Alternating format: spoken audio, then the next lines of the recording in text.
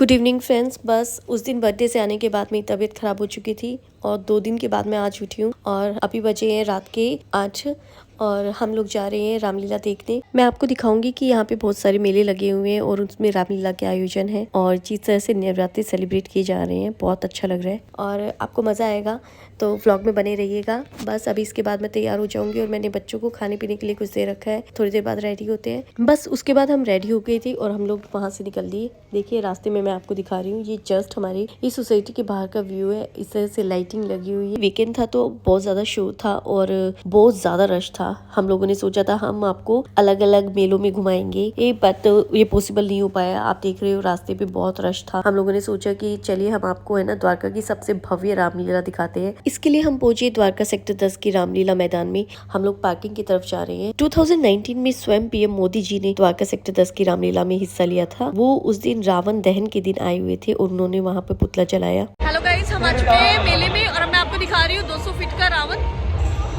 दोस्तों ये है द्वारका सेक्टर 10 का रावण का पुतला और ये इको फ्रेंडली रावण का पुतला है। इस चीजें यूज नहीं की गई है दोस्तों। इसमें किसी भी तरह का फायर क्रैकर्स का यूज नहीं किया गया है और अराउंड 35 लाख रुपीस इसको बनाने में यूज किए गए हैं।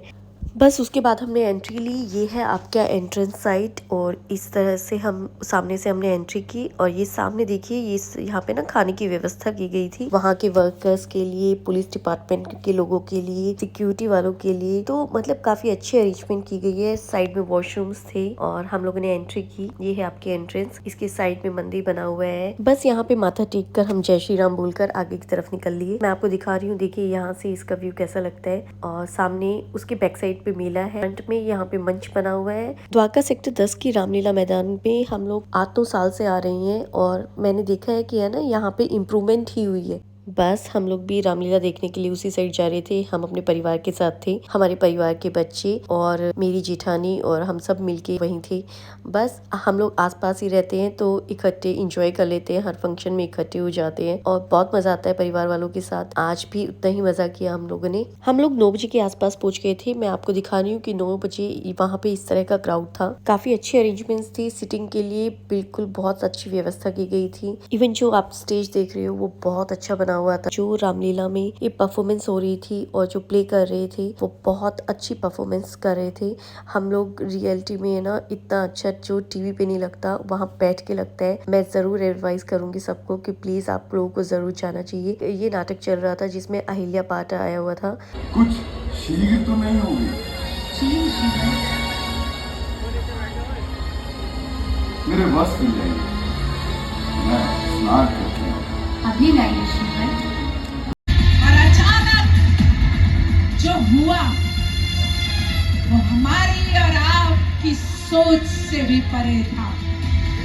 यहाँ पे मैं आपको दिखा रही हूँ, देखिए मेरा छोटा सा बेटा कितना इंटरेस्ट ले रहा है। उसको इतना अच्छा लग रहा था ना और उसे देखकर मुझे अच्छा लग रहा था क्योंकि बच्चों को हमारी खुद की संस्कृति के बारे में, हमारे पूर्वजों के बारे में, हमारे भगवान के बारे में जरूर पता होना चाहिए।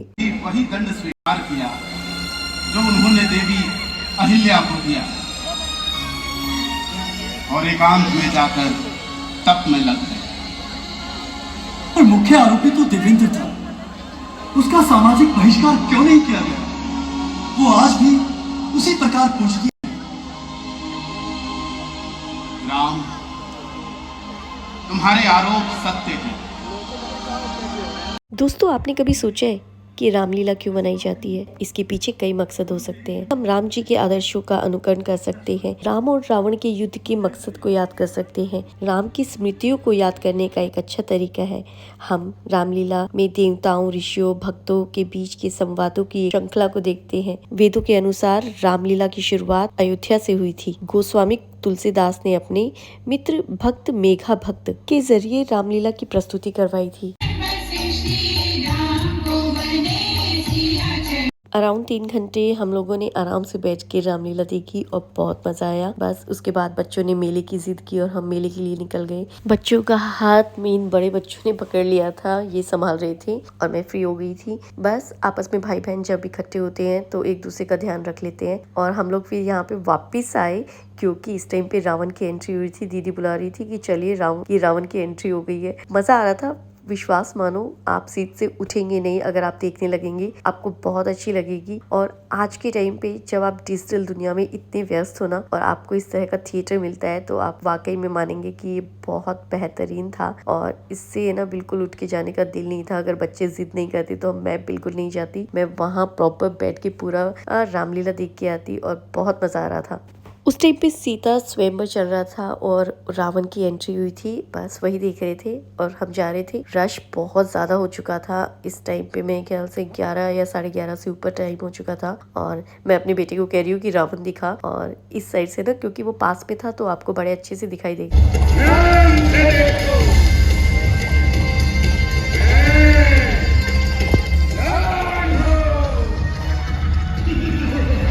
जब आप वहाँ जाएंगे ना तो आप देखेंगे वहाँ पे छोटी छोटी चीज़ों का ध्यान रखा था। इस तरह के बहुत सारे डिस्प्ले थे वहाँ पे, क्योंकि जब पीछे वाले होते हैं तो उन्हें आगे तक दिखाई नहीं देता, तो वो इस डिस्प्ले से प्रॉपर एंजॉय कर सकते हैं। वहाँ पे जिस तरह से छोटी छोटी चीज़ों का अरेंजमेंट किया गया था, लोगों की सेफ्टी से लेकर हाइजीन तक सब चीज़ों का बहुत बढ़िया अरेंजमेंट था। और मैं रियली अप्रिशिएट करूँगी इन लोगों की कार्यकर्ताओं को कि इन लोगों ने बहुत अच्छा काम किया है। अब हम ले रहे हैं मेले में एंट्री, और आप विश्वास नहीं मानेंगे जितनी भीड़ बाहर थी उससे दुगनी भीड़ और धीरे धीरे वो 3 गुना हो रही थी, वो यहाँ पे मेले में अवेलेबल थी। यहाँ पे इतना रश था, लोग इस तरह से एंजॉय कर रहे थे क्योंकि यहाँ पे फूड से लेकर एंटरटेनमेंट तक सब कुछ यहाँ पे था। झूले बेशुमार थे और इस तरह से छोटी छोटी स्टॉल्स लगी हुई थी। देखिए गोलगप्पे से लेकर दही बल्ले तक, राज कचौरी से लेकर छोले भटूरे तक आपको सब अवेलेबल है था यहाँ पे। मैं आपको दिखा रही हूँ, यहाँ पे इस तरह से बॉक्सेस थे और इस पे इस तरह से ये ना डिजाइन बने हुए थे और ये बहुत अच्छे लगते हैं ज्वेलरीज वगैरह रखने के लिए। और यहाँ पे लोग एंजॉय कर रहे हैं अपना फूड। इस तरह से ना ऊपर डेकोरेशन के लिए वो ऊपर झालर लगाई हुई है जो मेले की वाइब देती है।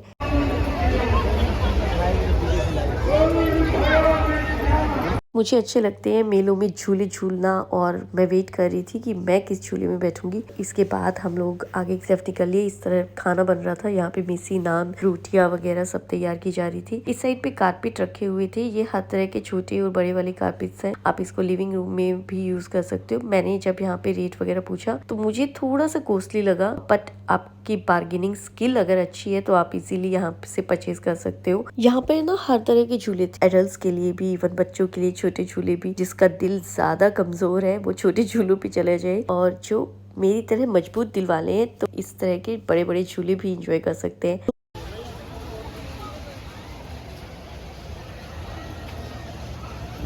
और कोई ऐसा जरूर होगा जो आपको पकड़ कर खींच कर झूले पे बिठा देता है।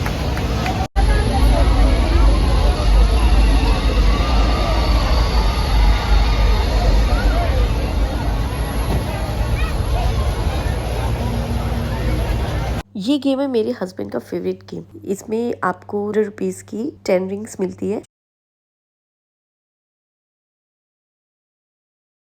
वो आपको मिलेगा। और मेरे हस्बैंड को ये गेम सबसे अच्छा लगता है क्योंकि एफर्ट्स का गेम तो है पर इसमें कोई डर नहीं है, कहीं की ऊंचाई नहीं दिख, तो उन्हें ये गेम जरूर खेलना होता है और मैं आपको वही दिखा रही हूँ।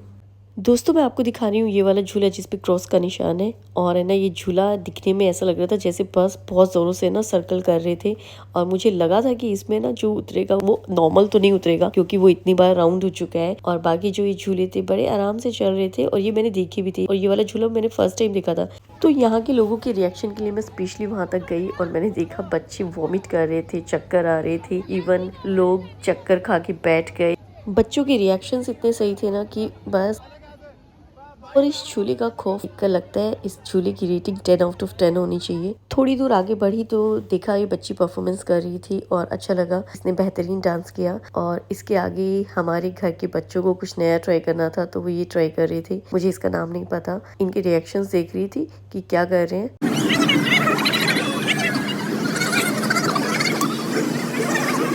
सोचा जाए तो इस छोटी सी जगह में क्या नहीं था, मस्ती था, मजाक था, मजे किए हम लोगों ने। देखिए साइड में साड़ियों की स्टॉल वगैरह लगी है, टॉयज की ये छोटी छोटी स्टॉल्स लगी हुई थी। इस तरह से मेरे बेटे को कहीं भी टॉय दिख जाए उसको ज़रूर खड़ा हो जाना है। और इस साइड लगी थी साड़ियाँ, यहाँ पे बस मेरी जेठानी साड़ी देख रही थी और उन्होंने इस तरह की साड़ियाँ देखी। दोस्तों इस तरह के मेलों में ना बहुत भीड़ होती है, तो आपको हर तरह का इंसान मिलेगा। गोल्ड की ज्वेलरी वगैरह या अपना अपना कीमती सामान ध्यान से रखें। हमारे साथ ऐसा कुछ नहीं हुआ, बट फिर भी प्रिकॉशंस लेनी चाहिए और ज़रूरी भी है। मेले से ही हमने स्नैक्स वगैरह खा लिए थे और बस घूम रहे थे और इसके बाद हम निकल रहे हैं बाहर की तरफ। वहीं पर आपको कैंडीज वगैरह या चूरन की छोटी छोटी गोलियां वगैरह या अलग अलग फ्लेवर्ड की चीज़ें मिल रही थी। और इसकी साइड में ये बुक्स वगैरह है, जो बुक्स लवर है वो यहाँ से बुक्स वगैरह परचेज कर सकते हैं। 50 रुपीज़ की कोई भी बच्चों की बुक थी और यहाँ पे किलो के हिसाब से ये बुक्स मिल रही थी, जो जस्ट रुपीज़ 200 रुपीज़ थी। बस इसके बाद हम बाहर की तरफ निकल गए और जैसे हम बाहर वहाँ पे बहुत भीड़ थी। एंट्रेंस पे इतनी भीड़ थी कि हम धक्के से निकले और मैं आपको दिखा रही हूँ इसकी बात का व्यू। बस हम पार्किंग से निकल चुके हैं और मैं आपको दिखा रही हूँ इसका कार्ड। एक्चुअली इस तरह का कार्ड मिलता है, हमें पासेस मिलते हैं और सभी प्रोग्राम्स पहले से फिक्स होते हैं कि आज के दिन क्या क्या होगा।